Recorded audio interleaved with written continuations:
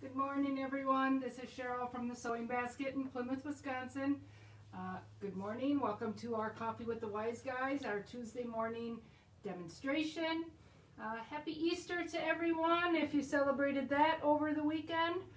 Big news for me, I turned 55 on Easter Sunday, so I got to be an Easter birthday girl this year. So I'm double nickels. There you go. Hope you're all enjoying our beautiful spring we're having here in Wisconsin. Finally, in about the last 3 years, we've had these wet, icky, cold springs. This one has been beautiful. Today is like almost 70 degrees and sunny, so I hope you're all enjoying it if you're in the area where our store is located. Today, our topic is going to be fusible battings, different ways to use them, different projects there's 3 different ones I'm going to be showing you and why one works better for one project versus another one. So the first batting is this classic, we've had it forever, the Pellon 987F. The F stands for fusible, right? And so this is going to be on the bolt, it's going to be a 45-inch batting, and then one side is going to be fusible and one side is not. They used to be kind of little, almost bumps of glue. It felt like a light sandpaper. They've come up with a much nicer fusible now, so sometimes it's hard to tell. But one side is going to be soft, that's the non-fusible. The other side has a little bit of a roughness to it, so that's going to be your fusible. You want to make sure that you have your fabric on top of your fusible and that you don't put your iron on, or if you put your fabric onto the soft side, and then this side is down to your ironing board, you're going to stick your batting to your ironing board, which we don't want to do. Creates a little bit of a mess. So the first one we're going to talk about is this Pellon fusible batting. A lot of you who are doing purses, you use it for that. You put it on the inside or the outside of those pieces of fabric for your tote bags. Anytime I'm doing something where I want to be able to sew around the project, and then leave that hole and pull it through, I always want to use a fusible batting. If your batting is not fused to your fabric or project, as you're trying to pull it out through that hole, it's going to separate, and then you can't get it flat because it's going to be all bunched up in there. So anytime you're doing that birthing style project, you want to have a fusible batting. The other time it's really nice is when you're dealing with anything that has multiple points and edges. It's not just a standard square. These type of projects, I do not want to have to put a binding around these. Again, so I want to do that two projects right sides together, leaving the hole, and I'm going to pull it through. So this is where that fusible batting really helps. So we have our little Saturday morning runner here, right? Quick, simple project, 3 fabrics. We call it the Saturday morning runner because you can make it on Saturday morning for your entertainment dinner on Saturday night. It's that quick and easy to make up. One of our other projects that we like to use this method on is our 8-pointed star runner. Again, this was that 9 patch that we added our corners onto, and I do not want to have to put a binding around those weird funky angles, so we're going to do the birthing method with these. Again, you want that fusible batting. So Saturday when we worked, I had Brittany making up a new little Saturday morning runner, some new camping fabric that we got in. These fun little campers. This fabric is actually your constellations in the night sky, and then this really fun, funky little string. Okay, so she made up her top, and then we're going to fuse the top onto our fusible batting. So this is the rough side of our batting. Okay, and once I have that fused, Elaine's going to tilt me down a little bit. At this point, I now want to trim away all the excess batting. So I'm just going to go around.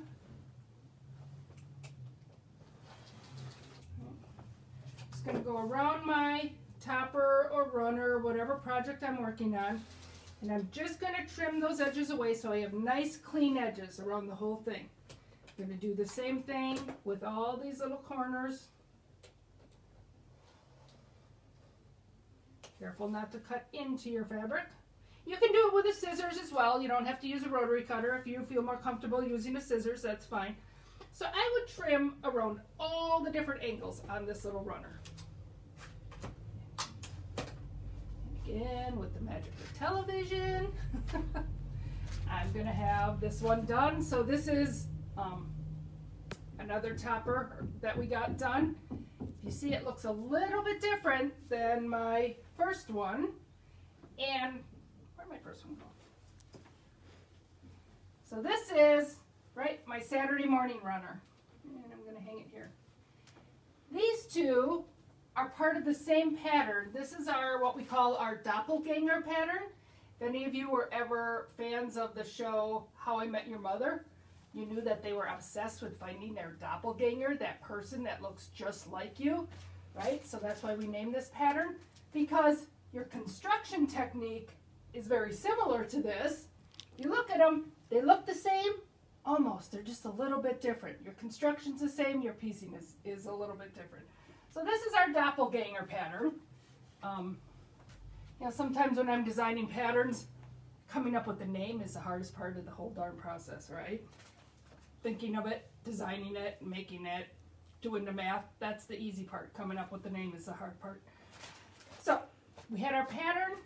This specific one, we actually used our embroidery machine to do some designs in the middle instead of just cutting a standard piece of fabric. So we're incorporating that embroidery into our pattern. So this one, we already have our fusible batting on the back. And then we're going to now place it right sides together with our backing fabric.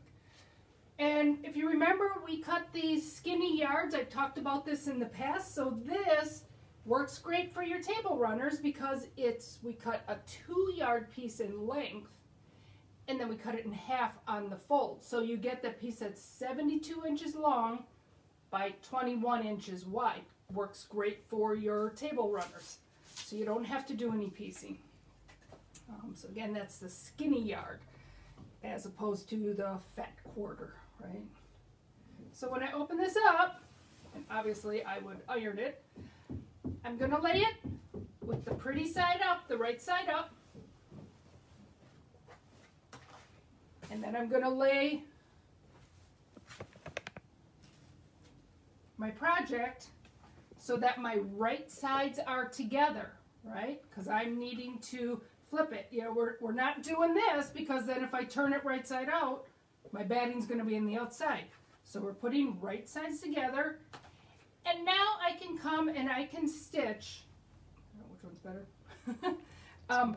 I can stitch around that 1/4 inch around the edge of all these angles.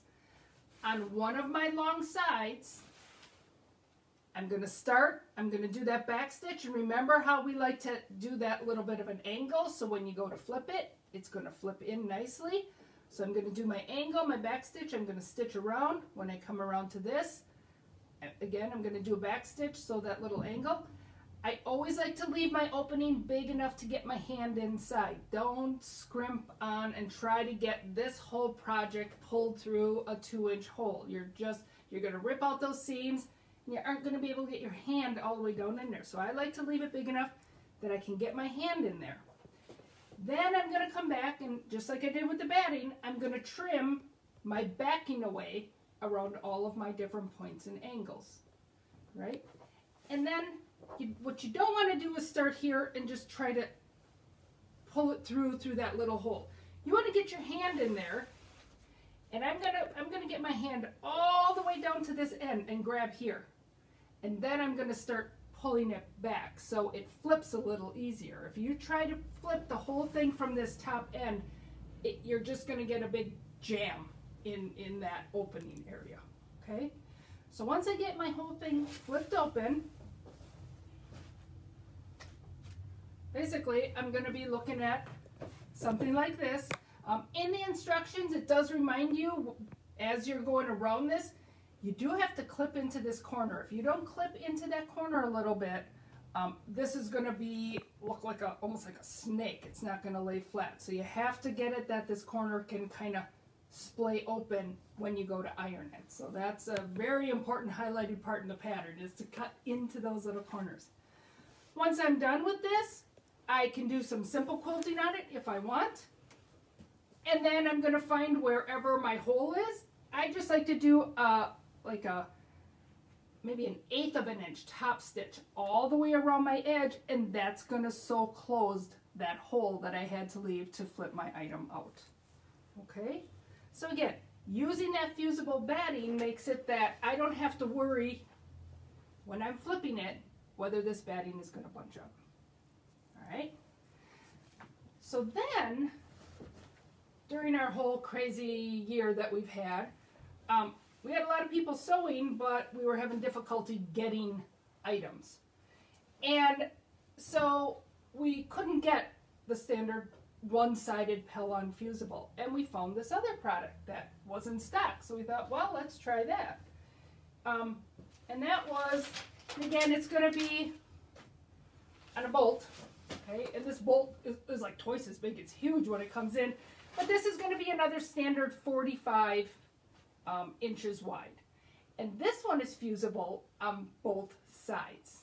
Okay, so for my project like this one, I didn't need it fusible on both sides. I only needed to fuse it to the back of my topper, and then I was putting them right side together because I wanted to be able to flip it.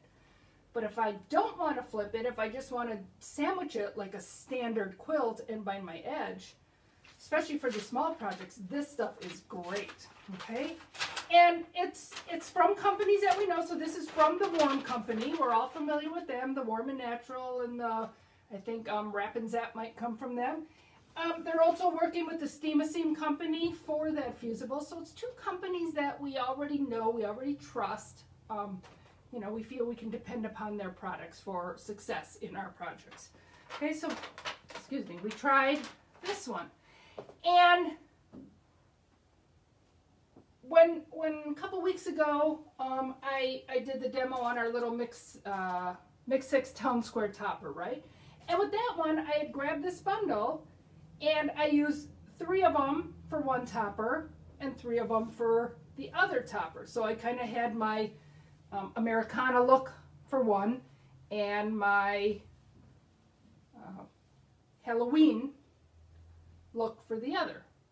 And I thought, okay, I don't necessarily want these two to be separate toppers. They can be back to back, right? So in the summer I can have this one, and then in the fall I can flip it over to this, and it's just one topper but 2 different colorways. So this product worked awesome for that. And the way this one worked was, and I just have these samples. These were the other ones I did with that in that demonstration, so I'm just going to use it for this demonstration. These two I probably wouldn't want to put back to back because they kind of look the same, but when I did the 3 and 3, I had 2 very different looks. So I would put this, again, right side down to my batting, and I'm going to fuse it. You can stay down. And I found that I really didn't need to put anything underneath the batting to protect it from fusing down, as long as you don't like hold it on there forever. But I could go through, again, doing that pressing, not ironing. We're going to press, doing my pressing, getting it neat, and then I could come back, and once this whole thing was fused to one side, I could trim all my excess batting off. Okay, so I'm just going to lay it like this, pretending like we've fused it and trimmed it, right? My corners are even. And being sure our cutting mat's not underneath. Yeah, this was because I was cutting before, but you do not want a cutting mat when you're pressing. And then I'm going to flip it over, okay? And because this is trimmed right to the edge of my project underneath, I could then take my second one and lay it right on top, matching all my edges, and fuse it down. So now I would have my front and my back. I know exactly where to place this one because I've trimmed away all my batting. These two were made from the same pattern, so they should be the same size. But with something like this, it's so simple that if I had to trim one a little bit smaller just to make a match, that would be fine. So then I'm going to take and I'm going to fuse this one down. Now when I do my quilting, whatever simple quilting I'm going to do, I don't have to worry about either side shifting. They're both fused to that batting on both sides.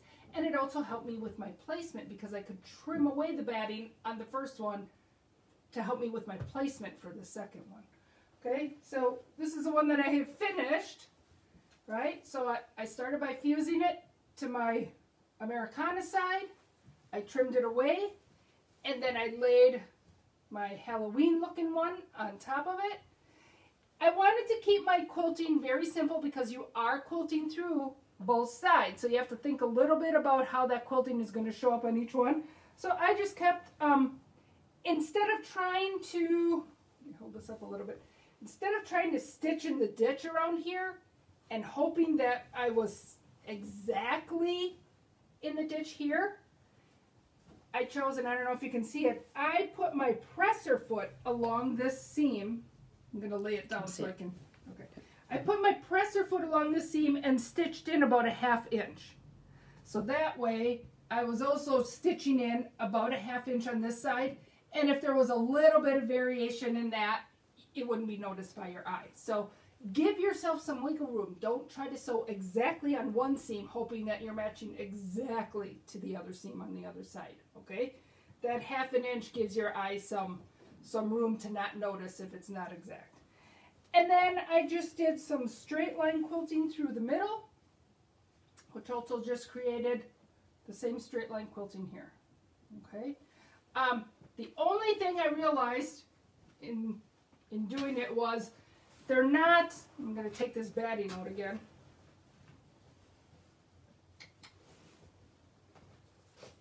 Okay. So if I lay these two down, okay, if I look at,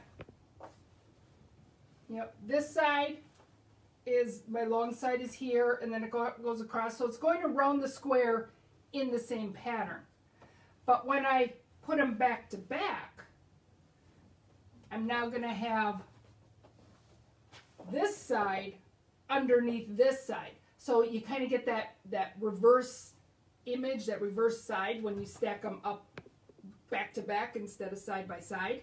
So just remember that when you're doing your quilting, that it's not going to be, I really couldn't stitch around this one and expect it to stitch exactly around this one. So just a little bit of thinking, but if you keep simple straight line quilting, they're small toppers, it'll work out fine.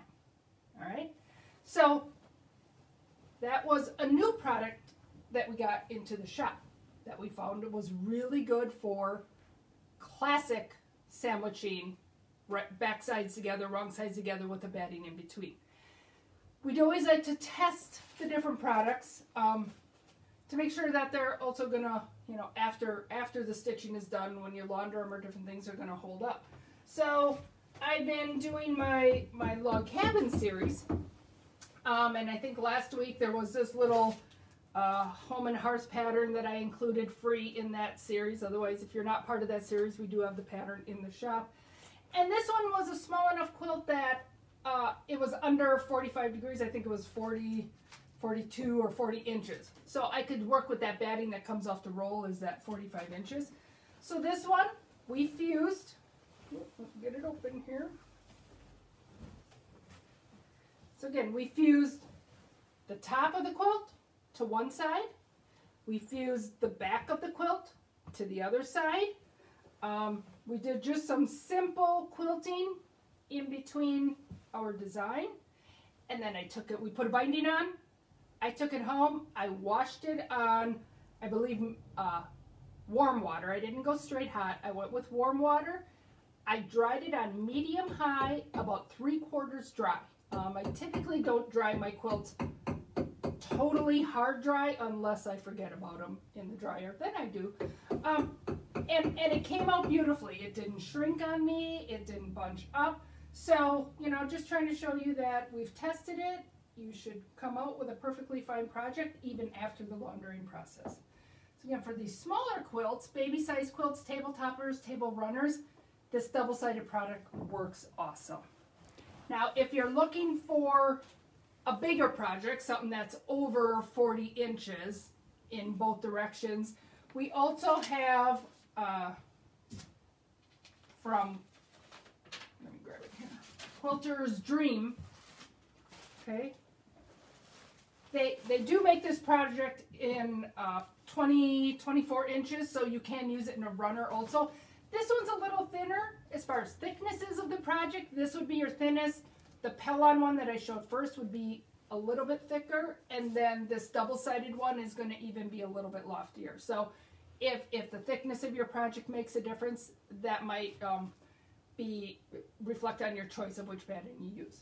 But these also come in a 60 by 60, so if you have just that little bit bigger lap quilt, and they come in the twin size 93 by 72. This is as big as they make it for this project. This one again is going to have a fusible on one side. Typically, for like my runners, we fuse it onto the piece top, so I can put it right sides together with my back and stitch around it.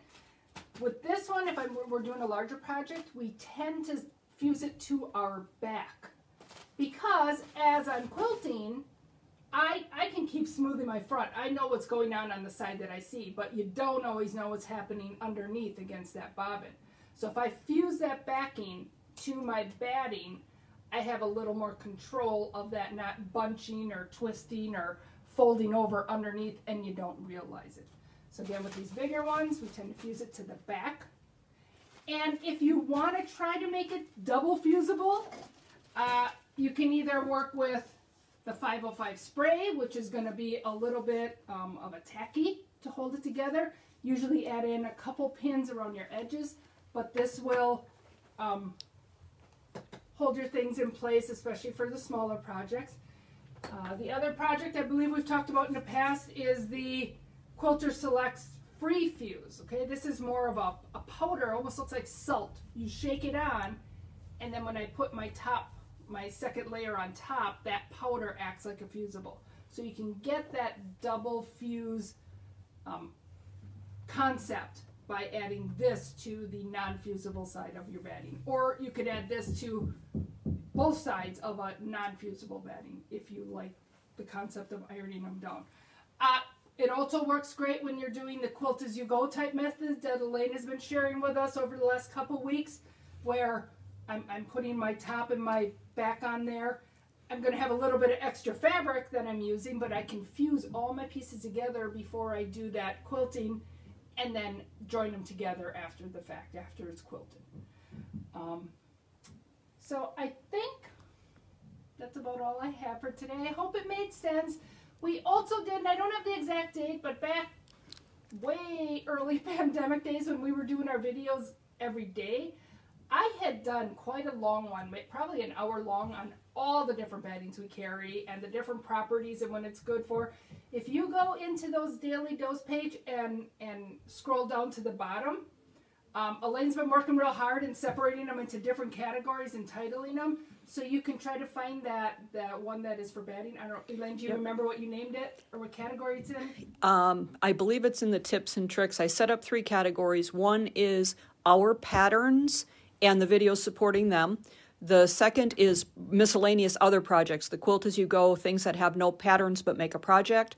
Third section is tips and techniques. So you can see like how to use your walking foot. This one today would go into the tips and techniques category. Right. And there's a little picture and a description of everything, so you can scroll through pretty easily. So, you know, if you don't remember it or you don't remember all the battings we talked about, it's a good reference just to go back and watch portions of it once in a while to keep it fresh in your brain. When is one batting better over another batting? All right, so that is all we have for today. Thank you so much for joining us. It's always a great time, and you have a wonderful week. Bye.